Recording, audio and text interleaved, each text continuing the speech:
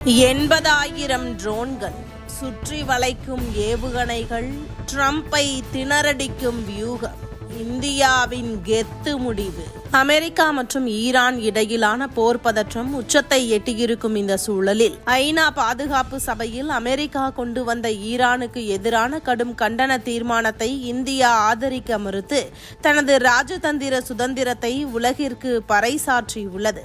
அமெரிக்க அதிபர் ட்ரம்ப் ஈரானின் 80,000 ட்ரோன் படைகளையும் அதன் அணுசக்தி முன்னெடுப்புகளையும் முடக்க சர்வதேச நாடுகளின் ஆதரவை கோரிய நிலையில் இந்தியாவின் வெளியுறவுத்துறை அமைச்சர் ஜெய்சங்கர் தலைமையிலான இந்திய குழு தீர்மானத்திற்கு எதிராக அல்லது நடுநிலை வகித்து எடுத்த முடிவு உலக அரசியலில் ஒரு மிகப்பெரிய அதிர்வலையை ஏற்படுத்தியுள்ளது. இந்த முடிவின் பின்னணியில் இந்தியாவின் ஆழமான தேசிய நலன்களும் ஜெய்சங்கரின் கூர்மையான ராஜதந்திரமும் பொதிந்துள்ளன. அமெரிக்கா தனது USS ஆப்ரஹாம் லிங்கன் போன்ற பிரம்மாண்ட போர்க்கப்பல்களை கொண்டு ஈரானை வளைக்க நினைப்பதும், அதற்கு ஈடாக ஈரான் தனது மலிவான ஆனால் ஆபத்தான ஷஹேத் ட்ரோன்களை கொண்டு பதிலடி கொடுக்க தயாராக இருப்பதும் பிராந்திய பாதுகாப்பிற்கு பெரும் அச்சுறுத்தலாகும்.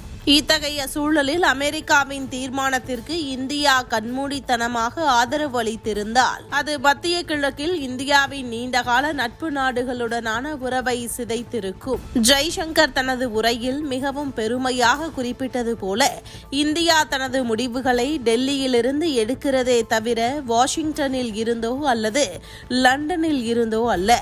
அமெரிக்காவின் தீர்மானம் ஈரானை பொருளாதார ரீதியாகவும் இராணுவ ரீதியாகவும் தனிமைப்படுத்த முயன்றபோது இந்தியா தனது சபாகர் துறைமுக திட்டத்தையும் அதன் மூலம் இந்தியா ஆசியாவுக்கு கிடைக்கும் வணிக பாதையையும் தாராளமாக விட்டுக் கொடுக்க தயாராக இல்லை.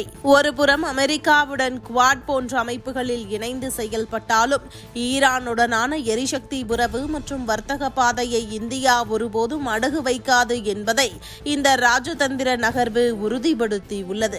ஈரான் தயாரிக்கும் ஒரு ட்ரோனின் விலை வெறும் 40 லட்சம் ரூபாய். ஆனால் அதை எதிர்க்க அமெரிக்கா செலவிடும் ஏவுகணையின் விலை 20 கோடி ரூபாய் என்கின்ற பொருளாதார முரண்பாட்டை இந்தியா நன்கு உணர்ந்துள்ளது. இத்தகைய ஒரு சமசீரற்ற போரில் அமெரிக்கா சிக்கிக் கொண்டால் அது உலகளாவிய கச்சா எண்ணெய் விலையை உயர்த்தி இந்திய பொருளாதாரத்தை பாதிக்கும்.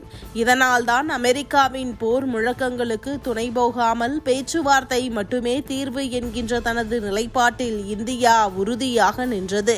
சவுதி அரேபியா போன்ற நாடுகள் அமெரிக்காவுக்கு வான்வெளியை வழங்க மறுத்த அதே வேளையில் இந்தியாவும் அமெரிக்காவும் தீர்மானத்திற்கு எதிராக நின்றது. ஆசிய நாடுகளிடையே ஒரு புதிய ஒற்றுமையை உருவாக்கியுள்ளது.